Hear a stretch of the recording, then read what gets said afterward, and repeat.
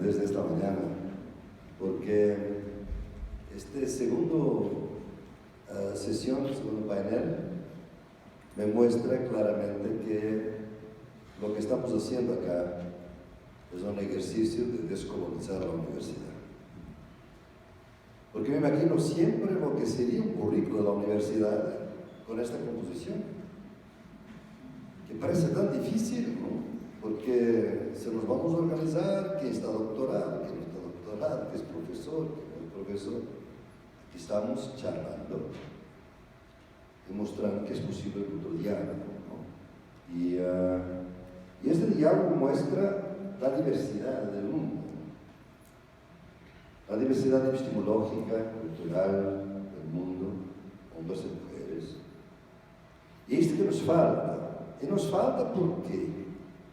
Porque realmente la universidad es la historia de los vencedores contada por los vencedores, de las luchas. En esta mesa, en este lugar, aquí están varios de los conocimientos vencidos, que nunca llegan a nuestro currículo. Solo que llaman la sociología de las ausencias. Por eso estamos descolonizando, porque estamos denunciando ausencias y al hacerlo estamos creando emergencias, ¿no? Daniel no sabe, pero mis nietos leen sus libros, yo no soy indígena, porque los libros de Daniel son buenos para todos los niños, no para niños indígenas solamente. Y son libros fabulosos, y tienen una admiración enorme por Daniel como escritor, no como escritor indígena, como escritor, realmente, que es eso también, es el problema que nosotros tenemos muchas veces, es adjetivos para disminuir la calidad. O sea, si Habermas habla de pensamiento crítico, es pensamiento crítico. Si Pablo González Casanova habla de pensamiento crítico, es pensamiento crítico latinoamericano. Si los adjetivos disminuyen la calidad, entonces yo pienso que debemos realmente saber las raíces, pero saber también cuándo es que los adjetivos mejoran la calidad y cuándo disminuyen la calidad de la gente, ¿no? Entonces lo que hoy este tema aquí era voces de la tierra, ¿no? Y de nuevo, lo que a mí me fascina es lo que está en común a tantas cosas tan diversas, ¿no? A diferentes niveles, obviamente, ¿no? ¿Qué puede estar en común entre las luchas de los pueblos indígenas de Brasil, que ahora Daniel nos ha traído, con las luchas que José Luis nos ha traído acá, con las luchas antes, en la primera sesión, con las niñas de Cherán, y con el drama de Agua? Sabemos bien lentamente, con diferentes tiempos y espacios. Estamos aquí mirando procesos históricos de despojo, de criar formas de poder que asientan en la inferioridad ontológica de la gente, ¿no? No es que sean gente que tiene que ser explotada como un trabajador, es gente que no es verdaderamente gente, son subhumanos, ¿no? Son poblaciones desechables. Y este es un modelo de desarrollo que se cría con la falsa conquista, como dice Daniel muy bien, una invasión de los colonialistas, y que traen con el proceso a partir del siglo XVII capitalismo, colonialismo y patriarcado hasta hoy. Y los dramas de cada sesión representan con diferentes matices estas tres dominaciones. Porque lo que José Luis nos está diciendo es un modelo de desarrollo que al mismo tiempo que destroza las poblaciones, que divide poblaciones por carreteras, por ejemplo, como la carretera del Tigris va a dividir las poblaciones indígenas en Bolivia, la gran carretera. Ese modelo de desarrollo es lo que están produciendo los migrantes. no son simplemente las mafias son un síntoma del problema, los mares y todo eso que se aprovechan. El problema es el modelo de desarrollo capitalista que está creando la imposibilidad de la gente de vivir en sus tierras. Ahora, por ejemplo, cuando dicen que los refugiados en Europa es un producto de mafias, no, es un producto de un problema colonial europeo mal resuelto, porque se quedaron en Mali con sus fuerzas, en Nigeria. ¿Dónde vienen los indígenas, los refugiados? Vienen de países que siguieron controlados por las potencias coloniales, lo que llamamos neocolonialismo. Y esto pasa con todos los colonialismos. Por supuesto, con el portugués y con el español. Ahora mismo la prensa pide disculpas de llegar un poco retrasado, pero había una rueda de prensa que me estaban preguntando sobre la cuestión de Venezuela. Y decía, mira, si usted mira los periódicos españoles del país, ve cómo son las empresas españolas que están dictando lo que va a salir sobre Venezuela en España. No estoy diciendo que Venezuela es un paraíso, muy lejos de eso en este momento. Es decir que hay buen gobierno, pero lo que se dice internacionalmente tiene a ver con el colonialismo. Entonces, nuestras categorías fueron hechas para dividir y no hace mal, se dividen, se analizan, porque para ver, como decían los escolásticos, cuando tenemos un problema difícil, hace una distinción. Eso lo decía Aristóteles. Pero es importante hacer la distinción si miramos qué es una distinción, o sea que después es necesario ver el conjunto. El conjunto es que José Luis habla de derechos colectivos y parece que Ana está hablando de derechos individuales, pero los dos son los dos. Los derechos de su hijo no es un derecho individual de un migrante, es un derecho colectivo de un grupo que ya está siendo sistemáticamente marginado, excluido, destruido. Esta categoría de migrantes desaparecidos, como aquí en este país, 200.000 muertos, 50.000 desaparecidos. Entonces, cuando un problema individual se repite, se hace colectivo. Si ustedes miran los derechos feministas de las mujeres, empezaron como derechos individuales, hasta que las feministas lograron convertir eso en problemas, en derechos colectivos, porque era un grupo que era sistemáticamente marginado, excluido, discriminado. Entonces, lo que está aquí son este modelo capitalista, colonialista y patriarcal, cría lo que llaman las exclusiones abisales. Las exclusiones donde la gente no tiene derechos. Se dice que sí, pero no tienen derechos. Son poblaciones desechables. Y esto es lo que a mí más me molesta, es que son la gran parte de la población del mundo, que no son sujetos de derechos humanos, son objetos de nuestros discursos de derechos humanos. Esto está pasando demasiado. Y estas poblaciones, ¿por qué se hacen desechables? Porque su riqueza ontológica, y la riqueza ontológica indígena, es mucho mejor, mucho más completa que la ontología cartesiana. La ontología indígena es mucho más rica mucho más rica. ¿Cuánto? Otra riqueza grande, diferente, pero rica, la de África, también mucho más rica que la cartesiana, ¿no? Es que este modelo capitalista necesita de disminuir ontológicamente la gente.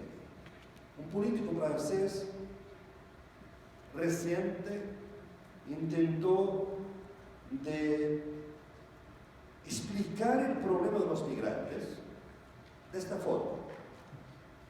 ¿Cuál es el problema de los migrantes en Europa? Que aquí vemos, un realista, no lo vi como en este momento en Costa Rica, que es la frontera que está bloqueando la entrada que viene de gente de Haití, de Congo, que está ahí presa. Es un drama, ¿no? Porque Nicaragua tampoco los quiere dejar pasar para no llegar a México, ¿no? Entonces, tu organización tiene que mirar bastante lo que está pasando en esta frontera. Pero este francés les decía, no, nos pedimos migrantes y vinieron seres humanos. Fíjate el problema. Es un migrante para trabajar. Y quieren migrantes como ahora las empresas hacen con los productos. Se llama, ustedes saben que ahora cuando van a un supermercado para comprar un producto y tal, o por internet, la empresa no tiene que el producto, ¿no? Lo produce rápidamente para este objetivo, porque no puede gastar plata con productos almacenados mucho tiempo. Se llama just in time and to the point. O sea, yo te pido un libro a Amazon y Amazon imprime el libro inmediato y te manda. El libro está impreso antes. Con los migrantes es lo mismo. El sueño es que yo quiero tantos inmigrantes para la fresa, yo quiero tantos inmigrantes para la soya, por un tiempo, después se van. Pero son seres humanos, tienen familias, tienen lazos, tienen redes, tienen raíces, tienen opciones, tienen sueños, tienen aspiraciones de una vida mejor. Eso no cuenta para este tipo de modelo capitalista, colonialista y patriarcal en que estamos. Entonces, estamos produciendo mucha gente desechable. Y por eso va a ser muy difícil a Ana. Y Ana, no te puedo decir más, Ana, qué mujer, qué organización y qué lucha maravillosa esa. ¿Y por qué? Porque es una de las luchas más difíciles, ¿no? Porque es muy difícil hacer marchar a los muertos. Es muy difícil hacer marchar a los desaparecidos. A las familias, es cierto, pero nunca son suficientemente fuertes. Y en este mundo es esto que vemos que es necesario protestar. Yo pienso que de futuro vamos a tener que protestar en las calles para poder lograr nuestros derechos. Y ustedes ven que las dos historias, como ellas tienen aquí un monstruo, de que voy a hablar pasado mañana, pero muestra siempre este monstruo que es el Estado, con diferentes aspectos monstruosos, ¿no? En el caso de José Luis, es el Estado con las empresas. El Estado, en el caso de Ana, es el Estado con el crimen organizado, las mafias. Y entonces las transiciones son cada vez más porosas entre Estado y las empresas multinacionales y Estado y el crimen organizado, a un punto que casi es imposible distinguirlos, ¿no? Porque en diferentes momentos ocupan diferentes posiciones. Pero lo que es más importante y que es más en este seminario aquí, que me parece que es un gran seminario de descolonización del conocimiento, y por eso nos va a rearmar bastante, porque por el conocimiento nos rearmamos, es que las fuerzas de dominación crían víctimas, pero crían resistencias. Las víctimas nunca se reducen a la opresión, hay siempre algo. Nosotros somos parte de la historia, pero es parte de nosotros que no pertenece a la historia. No me digo lo que, pero lo siento. Y es eso mismo, que la gente va más allá de la opresión. Y por eso hay resistencia. Y la resistencia se reconstruye. Daniel, va por la literatura. ¿Por qué no? Por la literatura para los niños.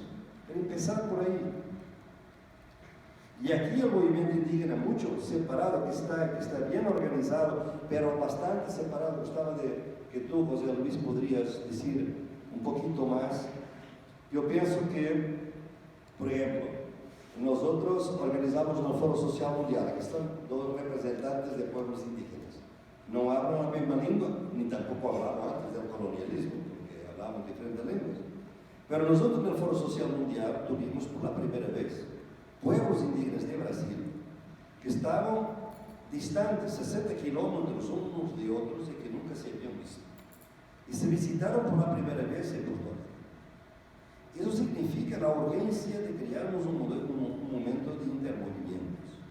Y por eso, todos estos procesos autonómicos que en México están tan fuertes, mucho más fuertes que en otras partes del continente. Yo pienso que los brasileños, por ejemplo, los indígenas, los quilombolas, tienen que aprender bastante con las energías autonomistas que están surgiendo aquí en México. Pero era muy importante de canalizarlas en red. Quizás hay ahora un Congreso Nacional Indígena. No sé sirve para eso? Es buena pregunta, no se lo estoy diciendo. Pero sería muy importante de conectar, de articular estas luchas dentro del movimiento indígena.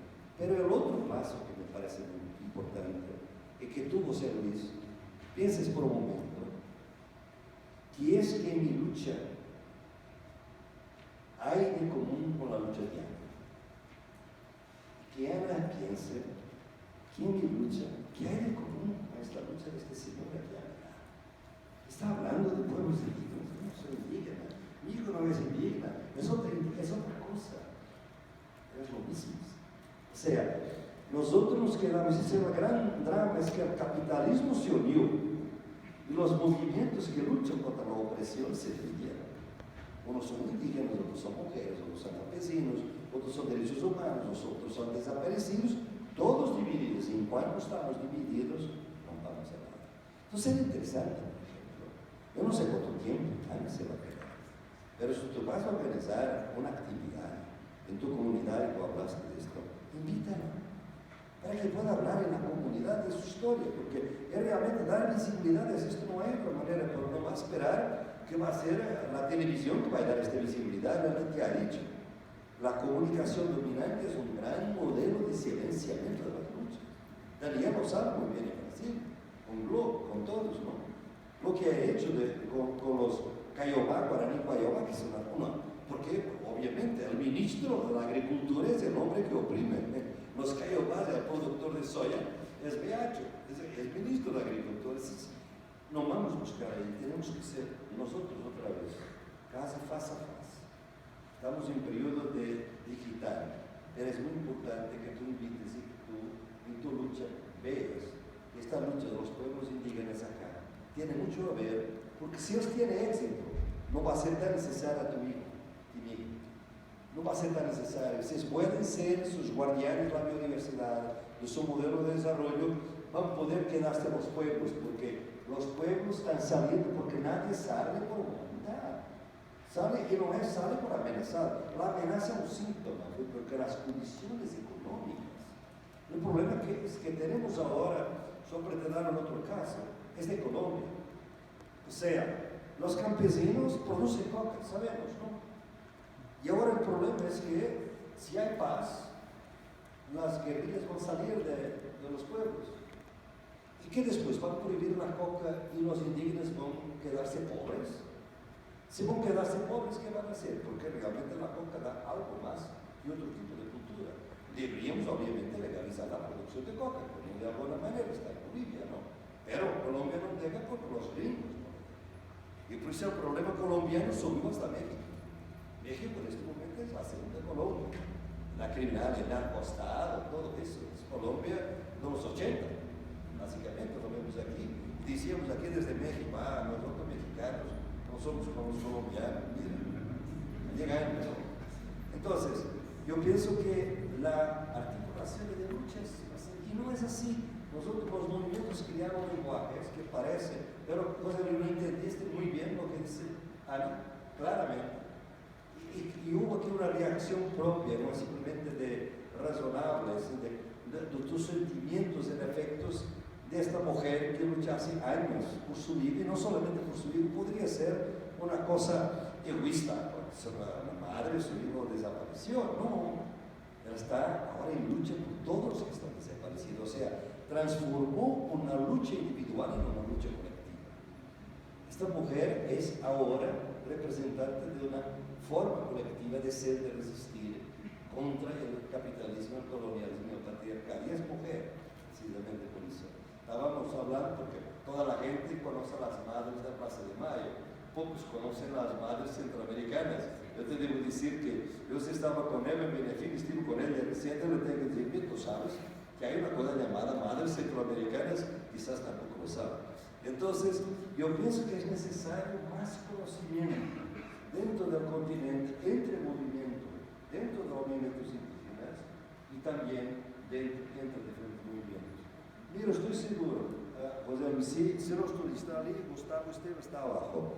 Si nosotros, por ejemplo, si hay aquí algún proceso de traducir algunos de los libros de Daniel, que es Munduruku, pero su historia es universal, o sea, es otra concepción del tiempo, es otro mito, ¿no? Pero Hernando Falsborda hablaba de los mitos en la historia de la costa, entonces, en las ciencias sociales, estoy seguro que resuena a la gente, y no solamente a la gente indígena. Entonces, hay que hacer mucho más que lo que hacemos, porque estamos todos cerrados en nuestras disciplinas. Yo soy de literatura, yo soy de sociología, yo soy o de poesía, yo soy indígena, yo soy mujer de estas madres.